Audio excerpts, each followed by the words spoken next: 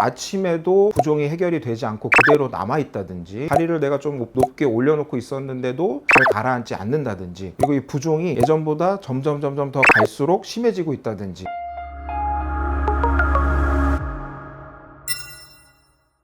안녕하세요. 다리피드관 정병권 원장입니다. 저녁만 되면 발이 퉁퉁 붓는다, 앉았다가 일어날 때 다리가 굉장히 무겁게 느껴진다, 아니면 이제 양말 자국이 굉장히 또 오래 남는다, 이런 증상 느껴보신 분들 많이 계실 겁니다. 오늘은 많은 분들이 겪는 하지 부종, 그 중에서도 하지정맥류와 관련된 부종에 대해서 설명을 드리도록 하겠습니다. 먼저 부종이 뭘까요? 말 그대로 이제 몸에 물이 고이는 거죠. 의학적으로는 이제 조직 사이 공간에 체액이 비정상적으로 축적된 상태를 부종이라고 합니다. 사실 우리 몸은 항상 물이 들어갔다가 나갔다 하면서 동적인 평형을 유지를 하고 있어요. 근데 이 균형이 무너지면, 물이 빠져나간 뒤에 뭐 회수가 안 된다든지, 아니면 물이 너무 많이 빠져나가서 조직 사이에 뭐 고인다든지, 이러면 이제 붓는 현상들이 생기게 됩니다.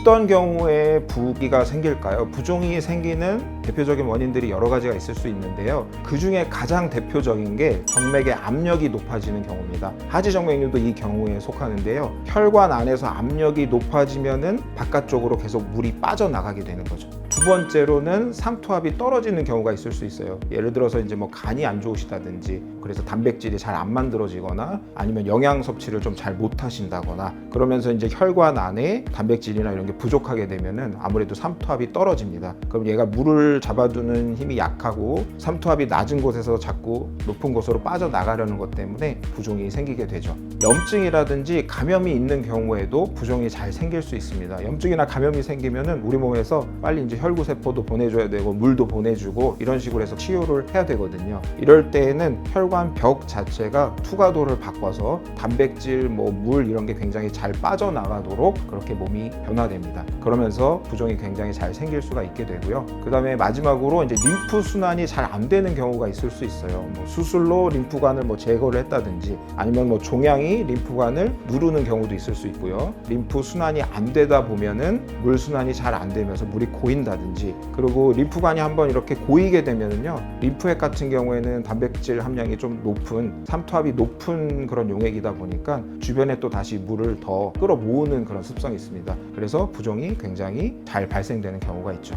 사실 사람들이 매일 조금씩 붓고 저절로 회복되고, 이건 굉장히 자연스러운 현상입니다. 어느 날 장시간 서 있었다든지, 더운 날 밖에 오래 있었다든지, 아니면 여성분 같은 경우에는 생리 전후로 살짝 붓는다든지, 이런 거는 굉장히 자연스러운 생리적인 현상이에요. 아침에도 부종이 해결이 되지 않고 그대로 남아있다든지, 아니면 다리를 내가 좀 높게 올려놓고 있었는데도 잘 가라앉지 않는다든지, 그리고 이 부종이 예전보다 점점 더 갈수록 심해지고 있다든지, 발목이나 이런 쪽이 아니라 허벅지, 심지어 전신까지 부어간다, 이럴 때에는 다른 질병들도 저희가 감별을 해야 되죠. 보통 이렇게 전신이 붓는다든지 하는 경우에는 심장이나 콩팥, 간 등 이런 쪽에서 질환의 신호가 있을 수 있기 때문에 이 경우에는 반드시 진료가 따로 필요합니다. 하지정맥류가 있는 경우도 있고요, 없는 경우에도 부종이 생길 수 있기 때문에 이 경우에도 저희가 감별 진단을 해야 될 텐데요. 역류가 심해도 별로 이렇게 하지 부종이라든지 불편감이 없는 분들도 있고요. 반대로 역류가 없는데도 불구하고 정상인데 다리가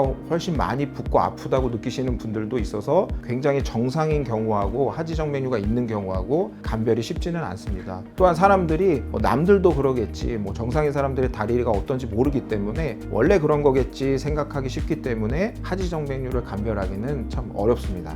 많은 환자분들이 대부분 참다 오시는 경우가 많고, 이미 또 증상들이 많이 진행된 상태에서 병원을 찾는 경우들이 대부분입니다. 하지정맥류는 만성적으로 계속 진행되는 그런 질환입니다. 그래서 놔두면 점점 다른 정맥들한테도 영향을 주고 치료도 복잡해지고, 치료를 해도 효과도 굉장히 떨어집니다. 그래서 빠른 진단이 굉장히 필수적인 질환이 바로 하지정맥류라고 할 수 있겠습니다. 이게 수술을 빨리 하기 위해서 검사를 일찍 받아야 하는 것만은 아니에요. 모든 하지 부종이 하지정맥류고, 또 하지정맥류라고 해서 다 수술하는 건 아니지 않습니까? 그래서 다리가 무게감이 자꾸 느껴진다든지 뭐 피곤하고 자꾸 붓는 느낌, 통증, 뭐 이상 감각 등이 있다면 정맥 역류가 없더라도 초기에 대응한다면 우리가 수술도 막을 수 있고 이게 더 진행하는 것도 피할 수가 있기 때문에 바로바로 검사를 하는 것이 굉장히 중요하다고 볼 수 있겠습니다. 대표적인 치료법들은 다음과 같은 것들이 있는데요. 보통 이제 약물 치료, 정맥 기능 개선하고 부종 완화를 도와주는 성분들을 입으로 먹는 그런 치료가 있을 수 있고요. 압박 스타킹, 정맥 압력 줄여주고요. 체액 회수를 도와주는 이런 치료가 있을 수 있겠습니다. 그리고 걷기라든지 운동, 그래서 종아리 근육을 계속 써서 정맥 혈액을 위로 올리는 근육 펌프 기능을 활성화시키는 이런 것도 이제 치료의 한 방향이라고 볼 수 있겠습니다. 이게 사실 특히 먹는 약 이런 것처럼 이런 치료들이 별거 아닌 것처럼 느껴지실 수도 있을 것 같아요. 뭐 약 먹는다고 사실 수술할 사람이 수술을 안 해도 되고 이런 거는 아니거든요. 근데 이제 하지정맥류와 만성 정맥 부전 이런 약물 치료들은 국제적인 뭐 가이드라인에서는 레벨 1의 그레이드 A의 근거를 가지고 있습니다. 이게 무슨 뜻이냐면은 그냥 뭐 대충 효과가 있으니까 뭐 아니면 있을 것 같으니까 증상을 줄여주니까 해라 그런 뜻이 아니고 여러 나라에서 대규모로 무작위 뭐 대조 연구라든지 뭐 메타 분석 이런 거를 통해서 효과가 완벽하게 입증이 된 치료라는 뜻이에요. 그래서 그레이드 A는 강력하게 추천한다는 뜻이에요. 근거가 강하고 실제 진료 현장에서도 강력하게 권장이 된다는 그런 뜻이죠. 뭐 대표적인 예로 저희가 많이 쓰는 뭐 정맥순환 개선제들 있잖아요. 뭐 MPF라든지 이런 약물들은 고혈압에서 저희가 약을 쓴다든지 뭐 당뇨에서 약을 쓴다든지 이런 것처럼 정맥 부전에서도 굉장히 표준적인 치료로 꼭 해야 된다 이렇게 사용이 되는 것이죠. 쉽게 말하면 그냥 하면 좋다 이 수준이 아니고 당신 환자에서는 이걸 반드시 써야 한다라고 말할 수 있을 정도의 근거라고 보시면 되겠습니다. 그래서 다리가 붓는다든지 이런 증상이 있으면은 빨리 이런 약들을 사용하시는 것을 적극 추천을 드리고요. 다리가 붓는 거는 굉장히 흔한 증상이지만 그 안에 숨은 정맥 문제가 있을 수 있습니다. 그래서 초기부터 관리하는 것이 굉장히 중요하기 때문에요. 아직 괜찮은데 라고 넘기지 마시고 지금 부종이 나중에 더 큰 문제로 발전하지 않도록 지금부터라도 약물이라든지 압박, 운동 등 적절한 대응을 시작해 보셨으면 좋겠습니다. 궁금한 점이나 증상 있으시면 언제든 상담 받으시고 영상이 도움이 되셨다면 좋아요, 구독 부탁드립니다. 감사합니다.